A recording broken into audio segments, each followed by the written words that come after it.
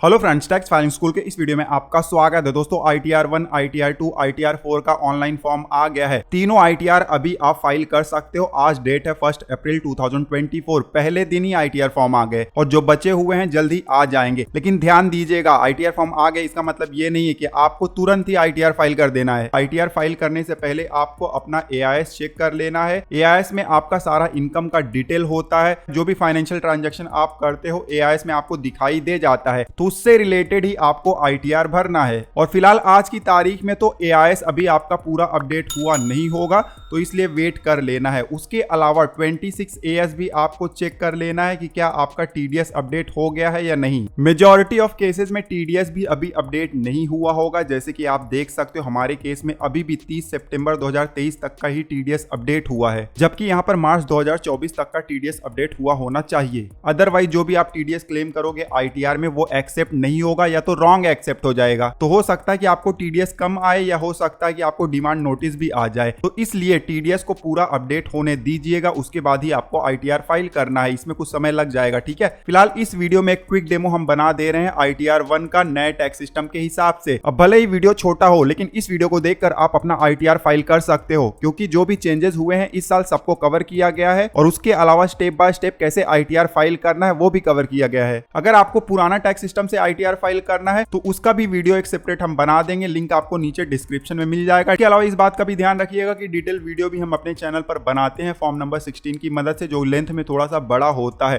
तो उन वीडियोस का लिंक भी आपको नीचे डिस्क्रिप्शन में मिल जाएगा। नया प्लेलिस्ट आपको दिखाई दे जाएगा असेसमेंट ईयर 2024-25 का। फिलहाल लॉगिन करने के बाद इस तरीके से हम डैशबोर्ड पर आ जाते हैं। यहाँ पर फाइल नाउ का बटन है, इस पर क्लिक कर देना है। अब हमें असेसमेंट ईयर सेलेक्ट करने का पेज आ जाता है। यहाँ पर असेसमेंट ईयर आप ड्रॉप डाउन से सेलेक्ट कर लीजिएगा। उसके बाद मोड ऑफ फाइलिंग में ऑनलाइन सेलेक्ट करिए और नीचे कंटिन्यू का बटन क्लिक कर दीजिए। अब इस तरीके से पेज आ जाएगा।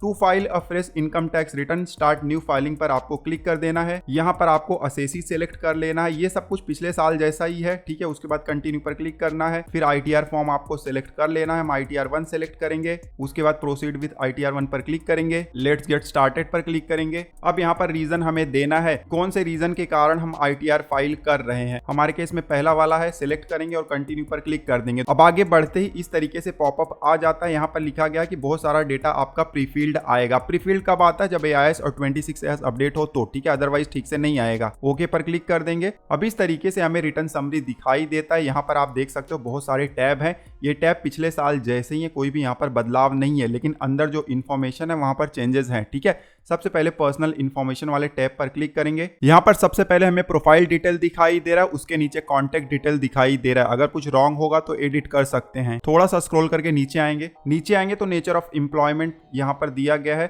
और ड्रॉप डाउन पर क्लिक करेंगे तो यहाँ पर आप किस एम्प्लॉयमेंट में है वो आप सेलेक्ट कर सकते हो। सेंट्रल गवर्नमेंट, स्टेट गवर्नमेंट या पब्लिक सेक्टर अंडरटेकिंग या प्राइवेट में है तो अदर्स आप सेलेक्ट कर सकते हो।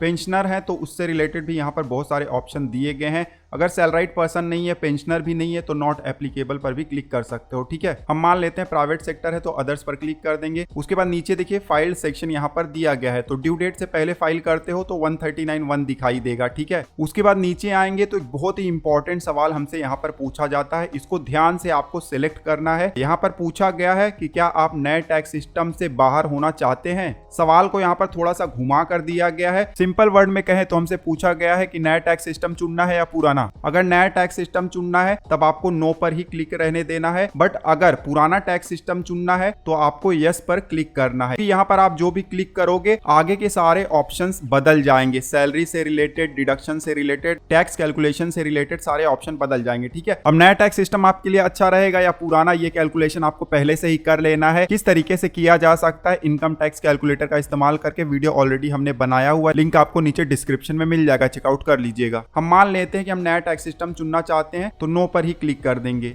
उसके बाद अब नीचे आएंगे तो बैंक डिटेल दिया ही गया है। यहाँ पर बैंक डिटेल आपका वैलिडेट होना चाहिए पहले से ही। कैसे करना है ऑलरेडी वीडियो हमने बनाया हुआ, चेकआउट कर लीजिएगा। नीचे आएंगे, कंफर्म का बटन है, इस पर क्लिक कर देंगे। फिर से रिटर्न समरी के पेज पर आ गए हैं। यहाँ पर आप देख सकते हो पर्सनल इन्फॉर्मेशन हमारा कंप्लीट हो गया है। उसके बाद नीचे देखिए ग्रॉस टोटल इनकम का टैब है, इस पर क्लिक कर देंगे। अब इस तरीके से क्वेश्चन ईयर आ जाता है, इसको स्किप कर दीजिएगा। सारे सवाल आगे भी पूछे जाते हैं तो वहां पर हम भर देंगे अगर जरूरत पड़ा तो। अब इनकम डिटेल्स इंटर करने का पेज आ गया है। सैलरी, हाउस प्रॉपर्टी और अदर सोर्स का इनकम डिटेल आप भर सकते हो। नया टैक्स सिस्टम हमने चुना हुआ है तो उस हिसाब से हमें भरना पड़ेगा। सैलरी डिटेल भरने के लिए देखिए यहाँ पर एडिट का बटन है। वैसे तो हो सकता है कि जब आप ITR फाइल कर रहे हो तो यहाँ पर बहुत सारा डिटेल प्रीफिल्ड आ गया हो, तो प्रीफिल्ड अगर सही है तो उसको आप छोड़ भी सकते हो। अगर सही नहीं है या तो यहाँ पर 0 दिखाई दे रहा है तो एडिट पर क्लिक करके आप अमाउंट इंटर कर सकते हो मैनुअली। ठीक है, ये देखिए जैसे हमने एडिट पर क्लिक किया इस तरीके से सैलरी डिटेल इंटर करने का पेज आ गया है। ग्रॉस सैलरी आप यहाँ पर इंटर कर सकते हो सेक्शन 17(1) का। ये अमाउंट आपको अपने फॉर्म नंबर 16 में मिल जाएगा, तो वहां से आप अमाउंट को इंटर कर सकते हो। अगर समझ में नहीं आ रहा चिंता की कोई बात नहीं है, डिटेल वीडियो बनाएंगे तो फॉर्म 16 से कैसे डिटेल भरना है वो सब इंक्लूड कर लेंगे। ठीक है, तो हमने ऐसे ही डेमो के लिए अमाउंट इंटर कर दिया हुआ है। परक्विजिट का आप अमाउंट इंटर कर सकते हो। प्रॉफिट इन लिeu ऑफ सैलरी का भी अमाउंट आप इंटर कर सकते हो। मान लेते हैं कि हमारे केस में नहीं है। उसके बाद नीचे आइए, यहाँ पर कोई रिटायरमेंट बेनिफिट आप मेंटेन करते हो नोटिफाइड कंट्री में तो उससे रिलेटेड डिटेल भी आप इंटर कर सकते हो, कौन सी कंट्री में और कितना अमाउंट है। हमारे केस में नहीं है तो इसको हम छोड़ देते हैं। ठीक है, उसके बाद और नीचे आइए तो एग्जेम्प्ट अलावेंस आप यहाँ पर दिखा सकते हो। नया टैक्स सिस्टम हमने चुना हुआ है तो एग्जेम्प्ट अलावेंस लिमिटेड है। पुराने टैक्स सिस्टम में ज़्यादा एग्जेम्प्ट अलावेंस के ऑप्शन होते हैं, यहाँ पर ज़्यादा नहीं है, लिमिटेड है। ठीक है, तो देख लीजिएगा जो आपके लिए एप्लीकेबल होगा उसको आप सेलेक्ट कर लीजिएगा। जैसे कि देखिए हाउस रेंट अलावेंस का आप यहाँ पर एग्जेम्पशन क्लेम नहीं कर सकते हो, ऑप्शन ही नहीं दिया गया है क्योंकि नए टैक्स सिस्टम में अलाउड नहीं है। ठीक है, तो अगर कुछ एप्लीकेबल होगा इस ड्रॉप डाउन में से तो आप यहाँ पर दिखा सकते हो उसका अमाउंट। हमारे केस में नहीं एप्लीकेबल है तो हम छोड़ देते हैं। उसके बाद नीचे आएंगे, अब डिडक्शन यहाँ पर हम क्लेम कर रहे हैं 50,000 का। पिछले साल नए टैक्स सिस्टम में 50,000 नहीं मिलता था, इस साल से अब मिलने वाला है। ठीक है, तो ये एक बदलाव है। उसके अलावा इंटरटेनमेंट अलावेंस, प्रोफेशनल टैक्स का यहाँ पर आपको छूट नहीं मिलेगा नए टैक्स सिस्टम में। ठीक है, तो यहाँ पर 50,000 तक का छूट मिल गया है जो कि स्टैंडर्ड डिडक्शन का है, तो सैलरी का अमाउंट हमारा कम हो गया है। सेव पर क्लिक कर देंगे। सेव पर क्लिक करते इनकम फ्रॉम सैलरी का अमाउंट यहाँ पर आ गया है। नीचे आएंगे, इनकम फ्रॉम हाउस प्रॉपर्टी है, add edit detail of breakup पर क्लिक करेंगे। यहाँ पर टाइप ऑफ हाउस प्रॉपर्टी आप सिलेक्ट कर सकते हो। ध्यान दीजिएगा सेल्फ ऑक्यूपाइड जब आप सिलेक्ट करोगे, मान लो कि आपको होम लोन है, आपने सेल्फ ऑक्यूपाइड सिलेक्ट किया तो यहाँ पर इंटरेस्ट का अमाउंट आप दिखा नहीं सकते हो। ओल्ड में आपको बेनिफिट मिल जाता है जो भी होम लोन का इंटरेस्ट आप पे करते हो, लेकिन नए टैक्स सिस्टम में आपको इंटरेस्ट का बेनिफिट नहीं मिलता है, तो एक डिसएडवांटेज है नए टैक्स सिस्टम में। ठीक है, हमारे केस में कुछ भी नहीं है होम लोन से रिलेटेड तो इसको हम छोड़ देते हैं। ठीक है, सैलरी हो गया, हाउस प्रॉपर्टी हो गया। उसके बाद नीचे आएंगे, इनकम फ्रॉम अदर सोर्स है। इनकम फ्रॉम अदर सोर्स से रिलेटेड क्वेश्चनियर आ गया है। आप यहाँ पर डायरेक्टली अमाउंट इंटर कर सकते हो। ठीक है, जो भी आपके लिए एप्लीकेबल होगा, या अदरवाइज आप इसको स्किप भी कर सकते हो। सारे ऑप्शन आपको आगे भी मिल जाते हैं। देखिए इस तरीके से पेज आ जाएगा। नेचर ऑफ इनकम में आपको जो भी एप्लीकेबल होगा सेलेक्ट कर लीजिएगा। जैसे कि सेविंग बैंक अकाउंट का इंटरेस्ट है तो सेलेक्ट करिए, अमाउंट इंटर कर दीजिए इस तरीके से और फिर ऐड पर क्लिक कर दीजिएगा जो भी आपके लिए एप्लीकेबल होगा। ठीक है, डिविडेंड अगर आप सेलेक्ट करते हो तो यहाँ पर आपको ब्रेकअप भी देना पड़ेगा, कौन से पीरियड में कितना डिविडेंड रिसीव हुआ है आपको यहाँ पर मेंशन करना है। और उसके बाद नीचे ऐड का बटन है, उस पर क्लिक कर देना है। अब सैलरी, हाउस प्रॉपर्टी और अदर सोर्स सब कुछ हमारा इंटर हो गया है। नीचे आएंगे, एग्जेम्प्ट इनकम भी आप यहाँ पर दिखा सकते हो। ऐड अनदर पर जब क्लिक करोगे तो यहाँ पर ऑप्शन आपको दिखाई देते हैं। कुछ एग्जेम्प्ट इनकम के ऑप्शन आपको दिखाई नहीं देंगे क्योंकि नए टैक्स सिस्टम में अलाउड नहीं है। जो भी यहाँ पर दिखाई दे रहे हैं उसको आप इंक्लूड कर सकते हो। जैसे LIC से रिलेटेड आप यहाँ पर दिखा सकते हो। ड्रॉप डाउन से सेलेक्ट करके अमाउंट इंटर करो, उसके बाद ऐड पर क्लिक कर दो। तो सैलरी, हाउस प्रॉपर्टी और अदर सोर्स सारा कुछ हमारा इंटर हो गया है। एग्जेम्प्ट इनकम भी आप इंटर कर सकते हो। सारा कुछ इंटर हो जाए तो नीचे कंफर्म का बटन है, क्लिक कर दो। फिर से रिटर्न समरी के पेज पर आ गए हैं। ग्रॉस टोटल इनकम हमारा कंप्यूट हो गया है नए टैक्स सिस्टम के हिसाब से। नीचे आएंगे, टोटल डिडक्शन का हमें यहाँ पर टैब दिखाई दे रहा है, इस पर क्लिक करेंगे। अब यहाँ पर हमें सिर्फ एक ही रो दिखाई दे रहा है, इसको स्किप भी कर सकते हैं। आगे हमें यहाँ पर रो दिखाई दे जाता है फिर से। अब डिडक्शन का पेज आ गया है। यहाँ पर आप देख सकते हो बहुत सारे डिडक्शन अनअवेलेबल हैं क्योंकि नए टैक्स सिस्टम में सिर्फ 2 ही डिडक्शन अवेलेबल आपको दिखाई देते हैं ITR में। पहला तो 80 CCD 2 है। ऐड पर क्लिक करोगे तो अमाउंट इंटर करने का ऑप्शन आपको दिखाई दे जाता है इस तरीके से। ठीक है, हमारे केस में नहीं है तो हम छोड़ देते हैं। उसके अलावा शो ऑल डिडक्शन पर आप क्लिक करोगे तो यहाँ पर देखिए कंट्रीब्यूशन टू अग्निपथ स्कीम, ये जो आपको एक सेक्शन दिखाई दे रहा है हमारे केस में एप्लीकेबल नहीं है, लेकिन हो सकता है कुछ कुछ लोगों के केसेस में ये एप्लीकेबल हो। भले आपने नया टैक्स सिस्टम चुना हुआ है तो भी ये नया टैक्स सिस्टम में अलाउड है, बट हमारे केस में ये एप्लीकेबल नहीं है। ठीक है, आपके लिए एप्लीकेबल होगा तो अमाउंट इंटर करके आप कंफर्म पर क्लिक कर दीजिएगा। टोटल डिडक्शन भी हमारा कंप्लीट हो गया है। टैक्स पेड वाले टैब पर हमें क्लिक करना है। कोई भी टीडीएस अगर आपका सैलरी पर डिडक्ट हुआ है तो पहले वाले रो में दिखाई देगा। शो डिटेल पर क्लिक करोगे तो टीडीएस का डिटेल आ जाएगा। मान लो अगर 26 AS में तो टीडीएस का डिटेल दिखाई दे रहा है, लेकिन यहाँ पर दिखाई नहीं दे रहा है, तो आप ऐड अनादर पर क्लिक करके मैनुअली भी ऐड कर सकते हो। बट ध्यान देना 26 में दिखाई देना चाहिए, अदरवाइज मैनुअल आप ऐड करोगे तो रिजेक्ट हो जाएगा। सैलरी के अलावा दूसरा कोई इनकम है उस पर अगर टीडीएस डिडक्ट हुआ है तो उसका टीडीएस यहाँ पर सेकेंड रो में आपको दिखाई देगा। ठीक है, उसके बाद आप देख लीजिएगा यहाँ पर भी बहुत सारे ऑप्शन दिए गए हैं। कोई भी आपने advance tax, self assessment tax पे किया हुआ है तो उसका अमाउंट आपको नीचे वाले रो में दिखाई देगा। चेकआउट कर लीजिएगा कि सब कुछ सही है या नहीं। ठीक है, मान लेते हैं कि हमारे केस में सब कुछ बिल्कुल सही है। अब नीचे कंफर्म का बटन है, इस पर हमें क्लिक कर देना है। फिर से रिटर्न समरी का पेज आ गया है। टैक्स पेड वाला भी यहाँ पर टैब कंप्लीट हो गया है। आखिरी टैब में हम आ जाएंगे टोटल टैक्स लायबिलिटी, इस पर हम क्लिक कर देंगे। अब इस पेज पर टैक्स का कैलकुलेशन होगा और कितना टैक्स लायबिलिटी बन रहा है वो हमें दिखाई देगा। हमारे केस में ग्रॉस टोटल इनकम आप देख सकते हो 691 है। यहाँ पर टैक्स हमें लग रहा है 24,100 रुपया, लेकिन हमें रिबेट मिल गया है सेक्शन 87A का 24,100 रुपया, तो कोई भी टैक्स हमें यहाँ पर लग नहीं रहा है।